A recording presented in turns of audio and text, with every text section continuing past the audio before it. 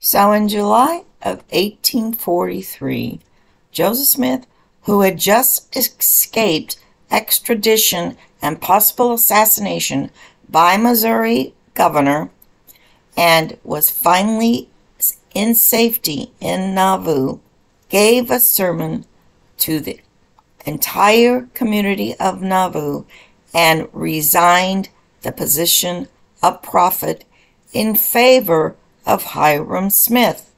Resigned the position of prophet of the Latter-day Saint Church in Nauvoo in 1843? Well, I never heard that Joseph Smith resigned the position of prophet in July of 1843. Have you ever heard that? Well, I believe you have not heard about it because it constitutes that inconvenient truth that Joseph Smith has nothing to do with the Utah Mormon Church that was established and created in part by Brigham Young, who was being controlled from London and the bankers in London during this period of time. And yes, I'm going to make a reference to the London Rothschilds with Joseph Smith in October of 1843 reaches out and states, Rothschilds, why don't you use your influence to not only assist the Mormons, but assist the Jews who are now being persecuted in Rome by the Roman Catholic Church. And when you read a Times and Seasons article in 1843, it should shock you because you could hardly tell the difference between who was being persecuted, the Jews in Rome in 1843 versus the Jews in Germany in 1843. In 1943, excuse me. In 1943, 1843, same discrimination. And guess who had the major banking influence? The Rothschilds, who claim to be Jews, but they're crypto Jews. Crypto Jews means they're not Jewish. They're satanic, Frankish Satanists. They are not Jewish. The Rothschilds have never been Jewish. They've been Roman Catholic Jesuits. And the Jesuits are Satanists. They're Roman Catholic Mithraism. So I'm going to now read you a very shocking article out of the Times and Seasons endorsed by Joseph Smith, in which he decries the Roman Catholic Church persecution of the Jews whose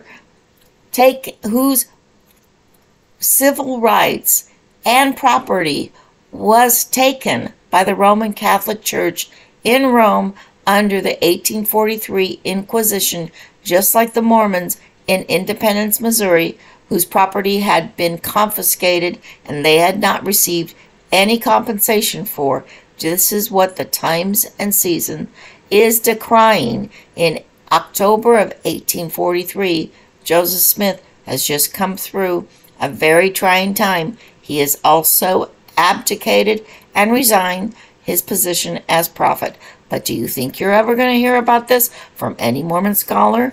So, for example, Rough Stone Rolling, Richard Bushman, I looked all through it. Not one comment about the 3 different times during 1843 Joseph Smith resigned his position as prophet in favor of Hyrum Smith, and not a word about it by any of the quote-unquote Utah Mormon scholars. So how do we know it's important? Well, it's what the Utah Mormon scholars have left out, have intentionally concealed, because it's one of those inconvenient truths that Joseph Smith has nothing to do with Brigham Young. And the more that Brigham Young and Utah try and claim Joseph Smith, the wider the gulf between the two become, and there is nothing that the Brigham Young Church has in common except for some sort of fantasy of the Book of Mormon, which the Book of Mormon was done, I believe, tongue-in-cheek, fictionalized version of the Bible, just a reiteration of the Bible, put over on the North American continent, but the Brigham Young now have claiming it as literal truth. And Joseph Smith created and authored the Book of Mormon as a work of tongue-in-cheek fiction to ridicule the white Viking Roman Catholics coming out of England and Scandinavia at the time and trying to overthrow the United States, whose population was primarily interracial, Native American and British immigrants. We were, anyone before the Revolutionary War that was born in the United States, we were all interracial Native American, British immigrants. So just to refresh your memory, Joseph Smith, by bloodline genealogy, is 100% Jewish. His grandfather, Solomon Mack, was a Jewish citizen who converted to Christianity, wrote a famous book about it, said he was he had clowned around, had wasted his youth until he became converted to Christianity.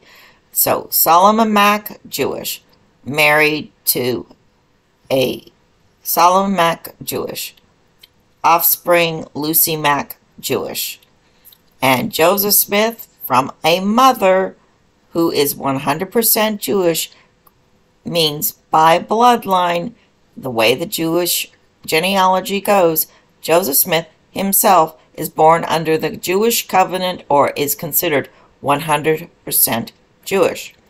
Just a reminder, Solomon Mack, lovely man, 100% Jewish.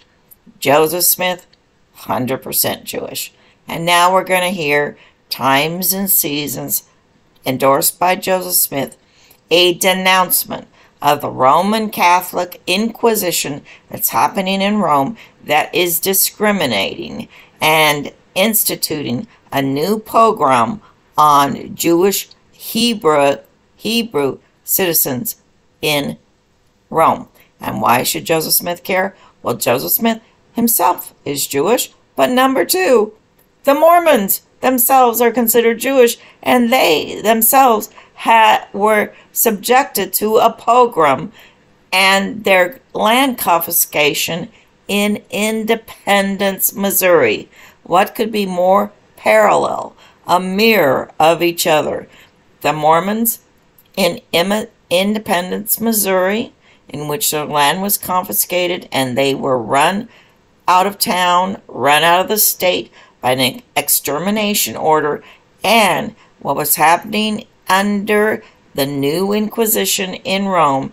And I want you to listen very carefully how horrifying the Roman Catholic Church had made a decree, a new Inquisition against the Hebrews in Rome.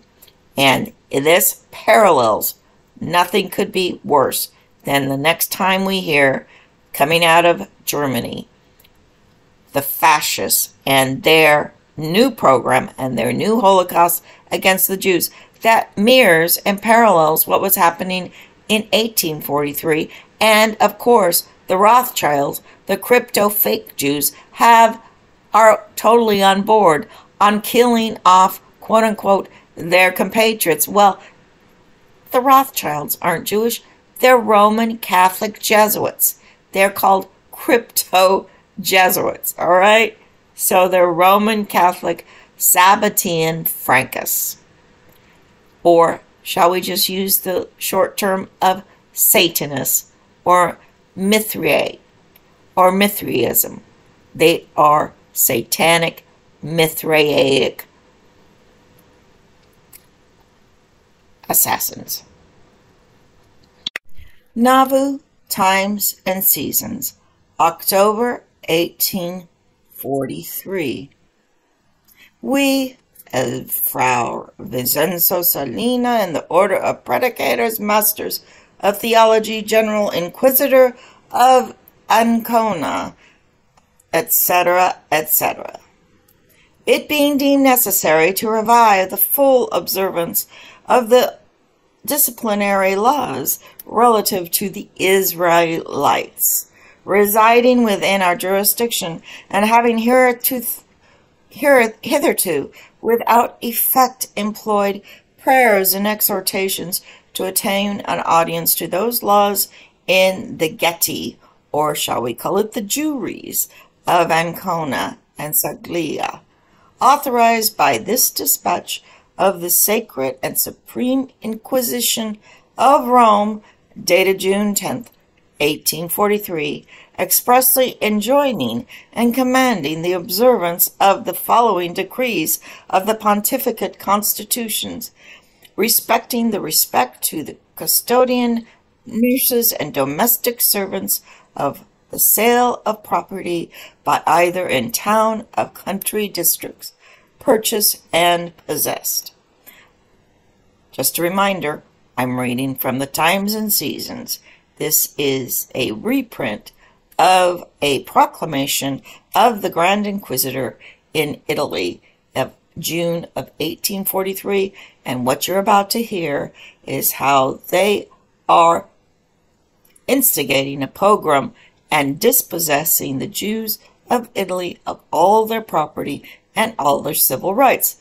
This is 1843, same year that they were trying to dispossess Joseph Smith entirely of not only his property but his life.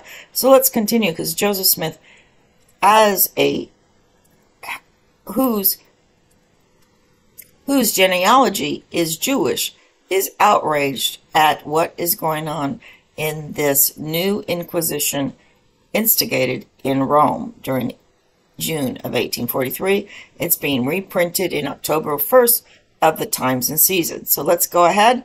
Previously to 1827, as subsequently, let us read. From the interval of 2 months after the date of this day, all gypsy and Christian domestic, male and female, whether employed by day or by night, must be dismissed from the service of the said two Ghettos. These are the two neighborhoods in Italy that were considered Jewish ghettos. And they're saying that all domestic servants being employed in these ghettos must be dismissed. And all Jews residing within these jurisdictions are expressly prohibited from employing any Christian nurse and availing themselves of any service of any Christian domestic occupation whatsoever, under the pain of being immediately punished according to the pontifical decrees and constitutions. 2.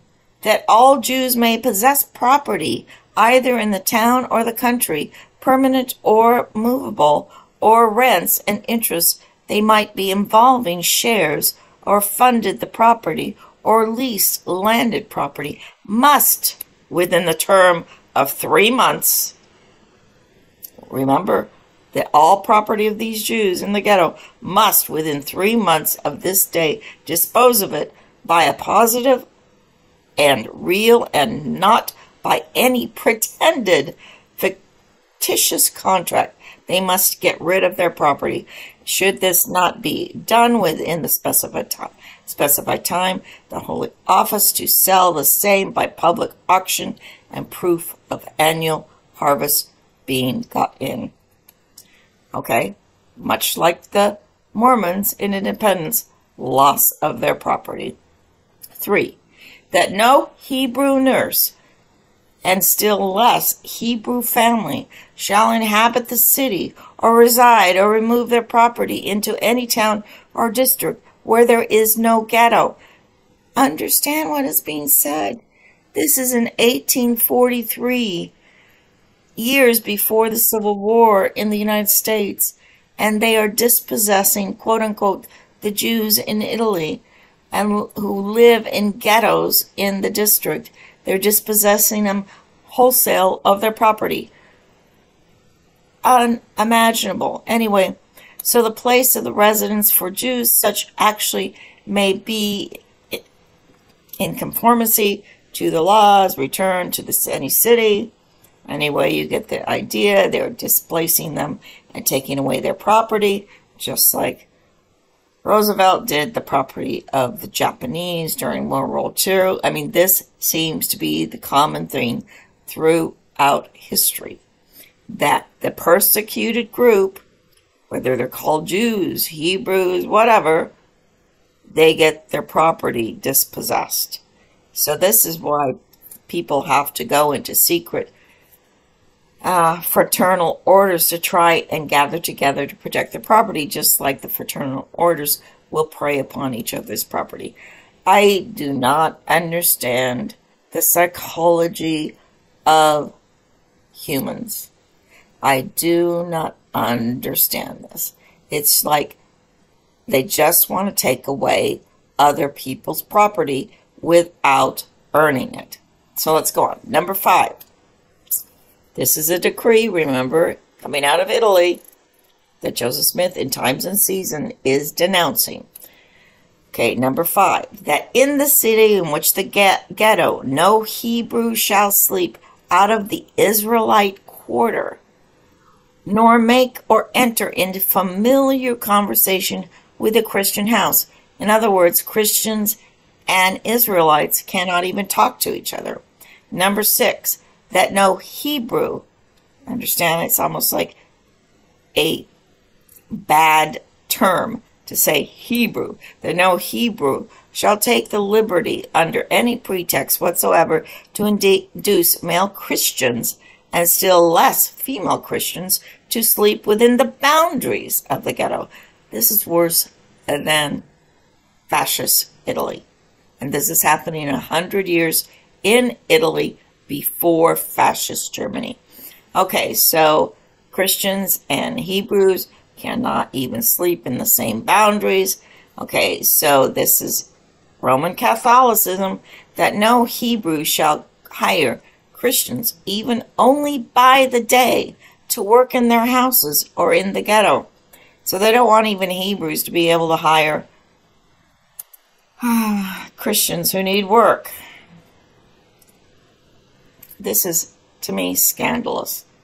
And this is being published in Nauvoo Times and Seasons paper. It's trying to expose the inhumanity of the Roman Catholics against all people, including the Mormons and including the Jews. All right, and dear Rothschilds, whoever you are, you're Jesuits and you are culpable. So anyway, and Joseph Smith does call you out later on. Okay, that the laws shall remain in force respecting the decorum of those observed by the Hebrews who may absent themselves from the ghetto to travel in other parts of the state. Okay, it continues. After laying down these monstrous transcripts, this is editorializing by the editor of the Times and Seasons. They continue, the editor says, after laying down these disastrous transcripts, which we have hoped, even the Romish Church would not have attempted to revive, and still less clothe them in the authority and arm them with the tremendous pains and penalties, the savage order issued that these intolerant laws shall be read in each of the Jewish synagogues. It is added. Okay, this is part of the Romish Pogrom Declaration. They who violate the above articles will incur some or all of the penalties described in these edicts of the Holy Inquisition. Kind of reminds you now of how present day we humans are getting persecuted by trillions of dollars in penalties for not obeying these pogromish, these horrible laws of whoever these quasi-humans are. They're called Catholics, but who are they? Who knows? They live in the Mithraisms underneath the Catholic churches. They live in the basements. They're called the vampires, the zombies, whoever. So let's continue. October 1st. Why the Jews have even selected as the victims of this hellish wrath is difficult for us Mormons to determine. We cannot account for upon this principle that they have legalized this plunder. Such has been frequently practiced upon them by the most horrendous of courts in Europe. It is thus that their property is being taken and ostensibly confiscated, but is virtually so, as it places them in the power of their enemies. Under the power of their enemies, they cannot find purchasers for their property, and so the very unlikely that they will be able to place it under sale and will be under severe and inhuman restrictions. The property must be disposed of within 3 months. Remember the independence, Missouri, that's what they required of the Mormons. You must dispose of your property within 3 months or lose it. Okay, the property must be disposed within 3 months, whether it is in the town or the country, permanent or movable, having rents or not having rents, rights of involving shares or funds of the property. And if there are no buyers, then what? Holy office, rather than the holy devils, is to sell the same by public auction. So the Roman Church comes in and sells the Jewish property in the ghettos by auction. We are led to ask, these are the Mormons, we, the Mormons under Joseph Smith, are led to ask, is this Christianity? Are these the followers of the meek and lowly Jesus? Is this the conduct of the church which professes to be the only true church, purely apostolic? Oh, shame! Where is the blush? The heart sickens at the contemplation, only to think that thousands of men and women and children being dispossessed of their inheritance, robbed of their property, rendered homeless and houseless, have been destined to wander about as vagrants and exiles through the tyranny, capacity, and thirst of plunder, which is the identity and manifested by these infernals of the Holy Order.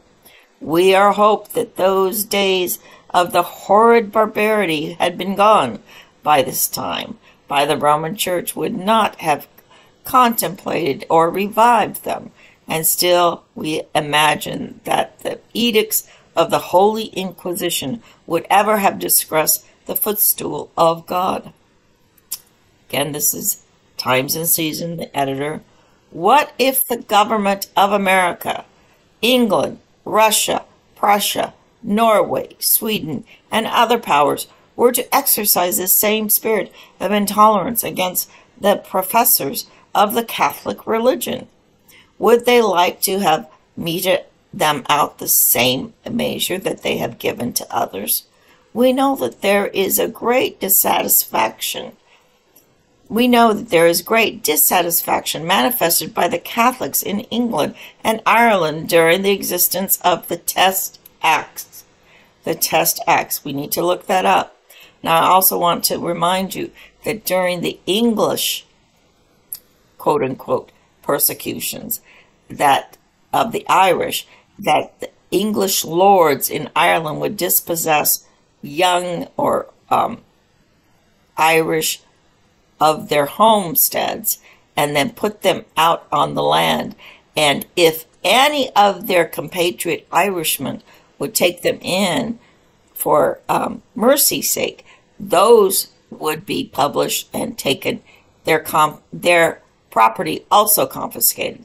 So in other words, those who had their property confiscated would be sent out to wander homeless, and any person that would take in these homeless would also be punished by having their property confiscated. So people died of exposure.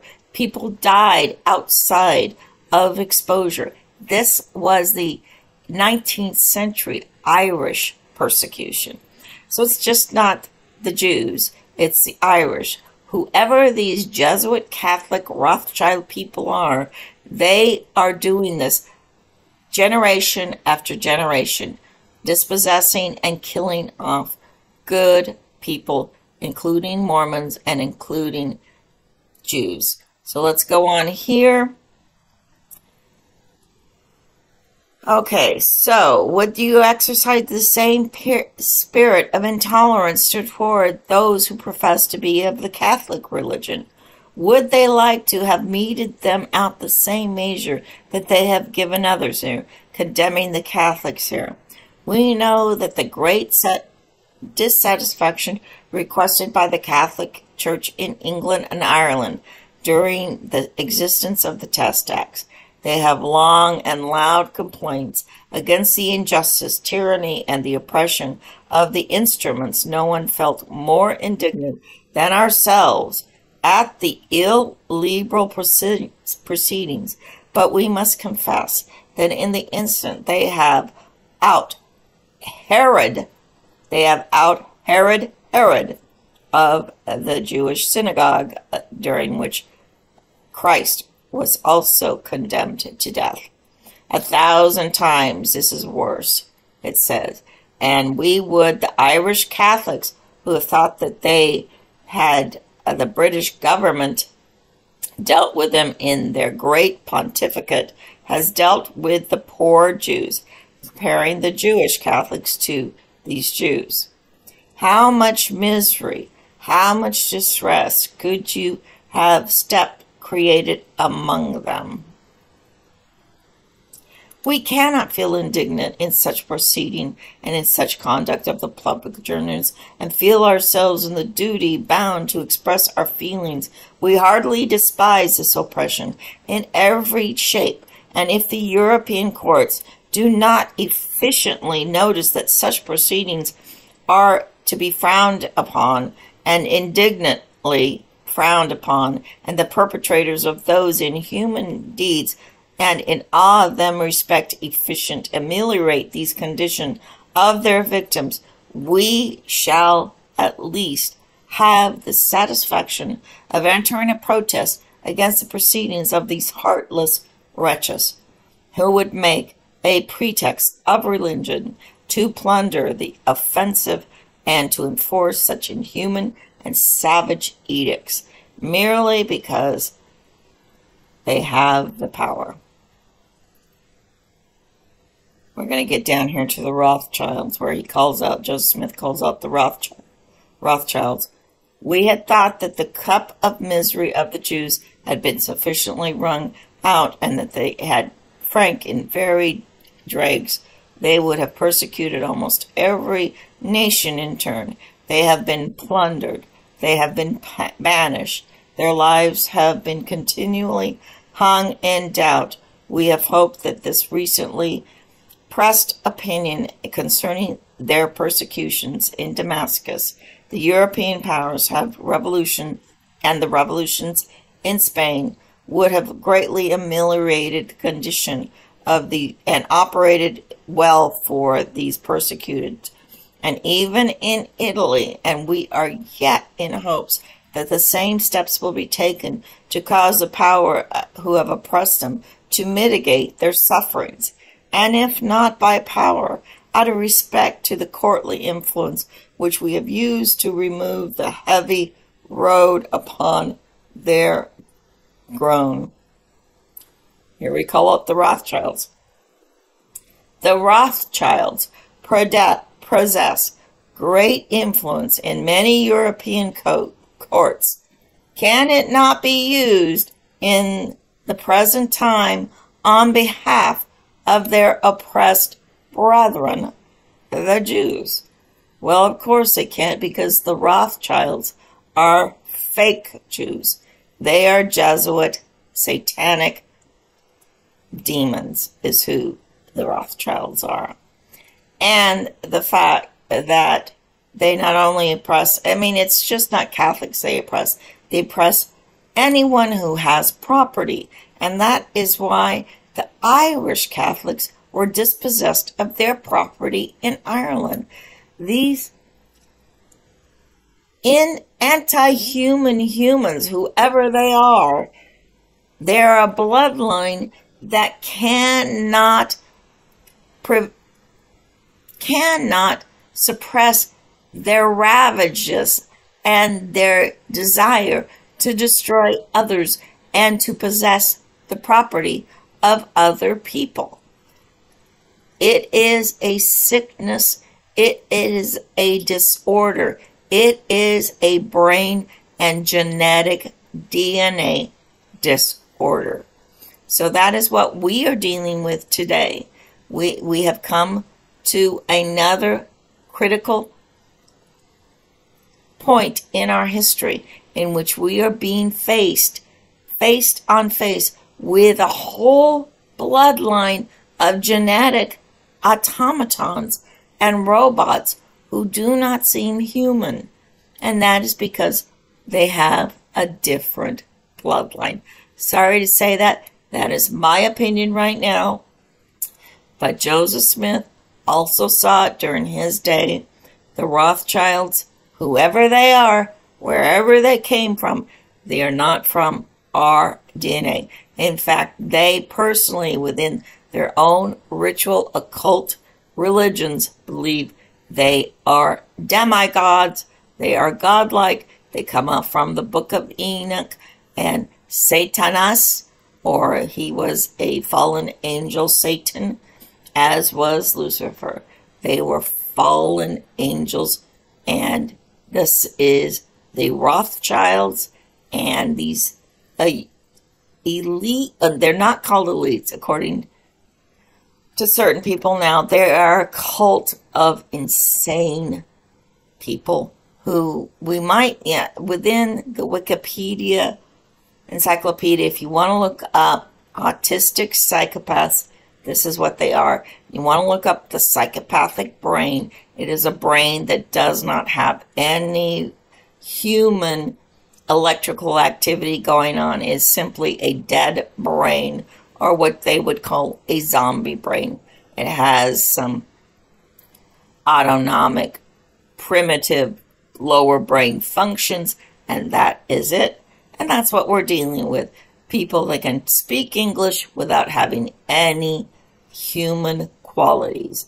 It is called a different brain, and it's either done by genetics or it's done by brain damage.